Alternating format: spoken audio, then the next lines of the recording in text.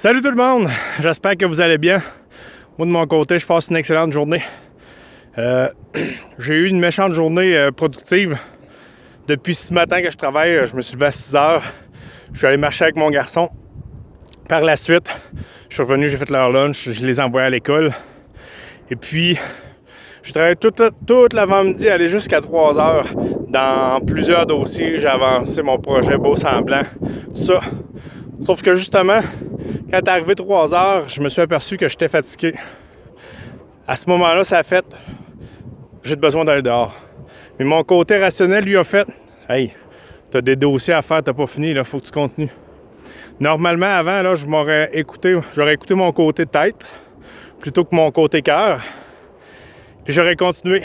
Même si personnellement, je sais que si je continue, je vais faire le 1/10 de ce que je faisais quand je suis en pleine forme. Et puis, j'ai décidé d'arrêter. Puis je m'en viens ici aux éoliennes à Saint-Robert marcher. Regarde. Je suis tout seul. C'est un paysage magnifique. Mais le pire, c'est que j'ai encore du travail à la maison, là. Mais j'ai décidé de prendre un moment pour moi, pour me ressourcer. Puis je suis sûr que par la suite, je vais revenir avec l'énergie que j'ai besoin pour faire...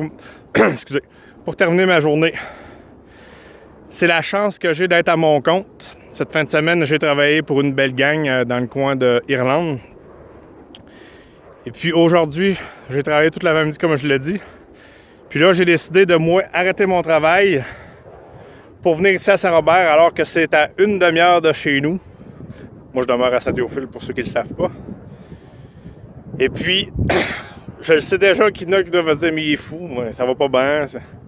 Au contraire, il y en a tellement qui sont dans leur petit monde où ils sont heureux de faire du 9 à 5.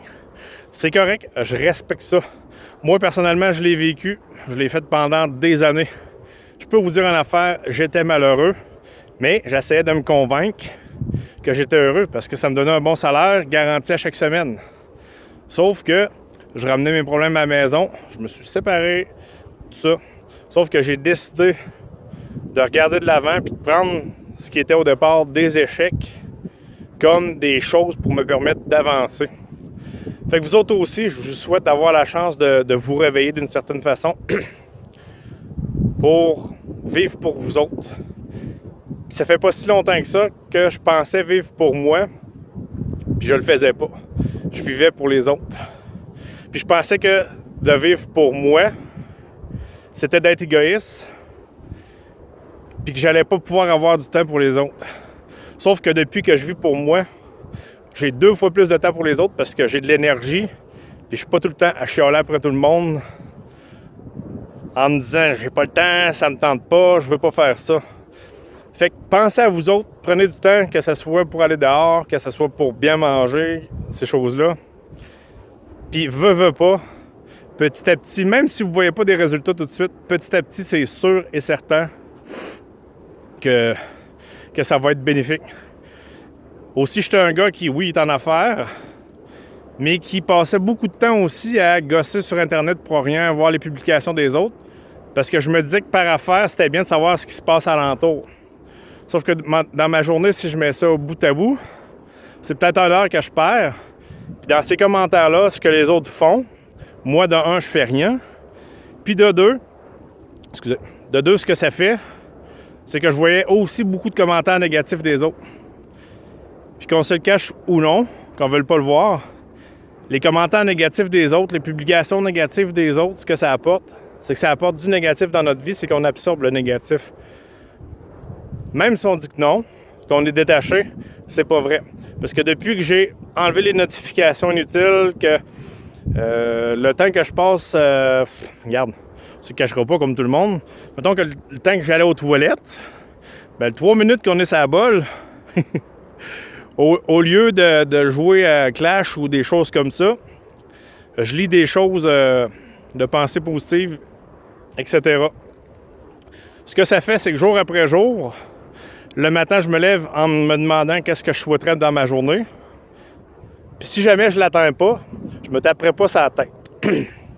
À l'inverse, je vais être fier de ce que j'ai réussi à faire. Puis il y aura toujours le lendemain pour continuer ce qu'on a de commencer. Une autre chose que je fais aussi, bien entendu, il y a des fois que je ne le fais pas par manque de temps. Mais chaque soir, dans un calepin, j'écris ce que j'ai aimé de ma journée. J'écris au moins trois choses que j'ai vraiment aimées, puis pour lesquelles je remercie la vie de les avoir ou de l'avoir fait. Mes petites... mon petit... je sais pas comment le dire, là. Ma réussite de la journée, ouais, c'est ça que je cherchais. Ce que ça fait, c'est que à la fin de la semaine, je suis capable de revenir en arrière parce qu'on est tellement occupé de nos jours qu'on a l'impression que on fait pas grand-chose. Mais si vous saviez le tas d'affaires qu'on fait dans une journée, quand on prend le temps de s'arrêter à chaque jour, de l'écrire, de le dire, puis de revenir à la fin de la semaine, puis de faire crime quand même, j'ai fait tout ça, bien, soyez fiers de ce que vous faites plutôt de ce que vous auriez dû faire.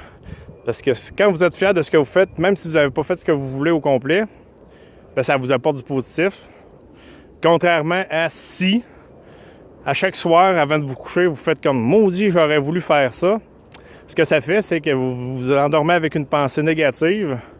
Le lendemain, c'est encore là que vous le vouliez ou non, puis vous commencez négatif. Puis n'ayez pas peur aussi de prendre le temps de vous arrêter. Regarde, moi aujourd'hui, ça a été une bonne journée. Puis comme tout le monde, il y a des journées où c'est de la merde, on se le cachera pas. Excusez pour les mots. Puis que ça marche pas pantoute. Ben, au lieu de me focusser à « faut que je fasse », je m'autorise de le mettre de côté pour l'instant. Même si des fois, je réponds pas à des gens tout de suite sur Internet ou par téléphone ou ces choses-là, ben, je me permets de le faire parce que moi, je sais qu'en ce moment-là, si je le fais, je risque de faire des erreurs, que ça soit tout croche. Je sais que le lendemain ou dans l'après-midi, si ça va mieux, que je vais être capable d'être numéro 1. Dans ce temps-là, je vais marcher, je prends du temps, je fais autre chose. Des fois, il faut juste que je fasse des choses physiques plutôt que mentales.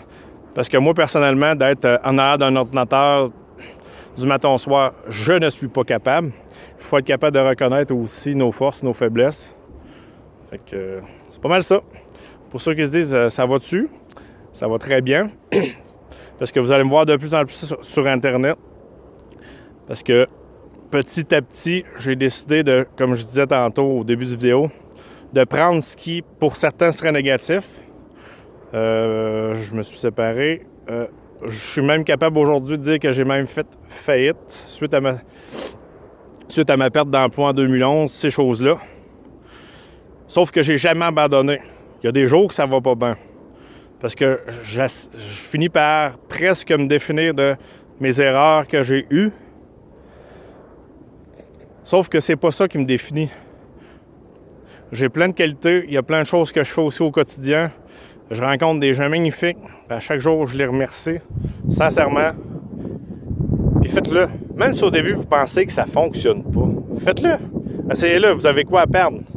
Dites merci. Puis, du moment où il y a quelqu'un qui vous tape ses nerfs, au lieu de tout de suite embarquer dans « il me tape ses nerfs », essayez de voir pourquoi il vous tape ses nerfs. Puis posez-vous donc la question si c'est pas parce que lui, il y a quelque chose en lui que vous autres, vous permettez pas. Comme moi, je suis quelqu'un qui est au public, qui fait de l'animation beaucoup, ces choses-là. Puis il y en a certainement qui se disent « j'ai pas peur de personne, il est capable de parler à n'importe qui ». Mais il y a des gens que je connais que, à la première impression qu'ils me donnent, c'est « il me tombe ses nerfs ». Oui. Pour ceux qui pensaient que ça n'arrivait pas, ça m'arrive.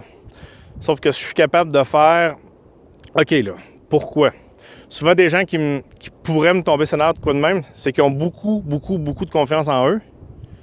C'est quelque chose que j'ai, mais pas à leur niveau. Je me sens pas à ce niveau-là. Donc, au final, c'est un petit peu de la jalousie. Puis ça, il faut être capable d'en prendre conscience. Excusez. Plutôt que d'être fâché après cette personne-là, puis de me freiner, ce que je vais faire, c'est j'y vais pareil. Puis ma première impression, je vous dirais que le 3/4 du temps, elle m'a trompé.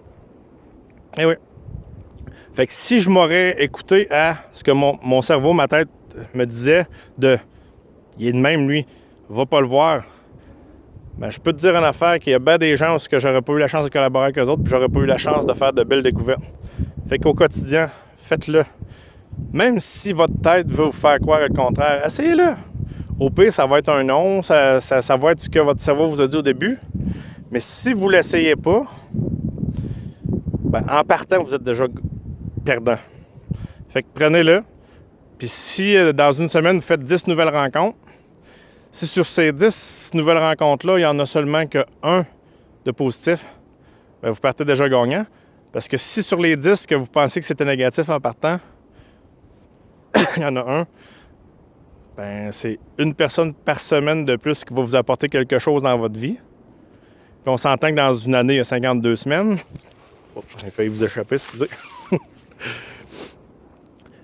Puis, t'as peu, je suis en train de perdre à cause, j'ai perdu mon cellulaire. Ça, c'est mon trouble de déficit de l'attention. C'est ça. Il y a 52 semaines dans une année.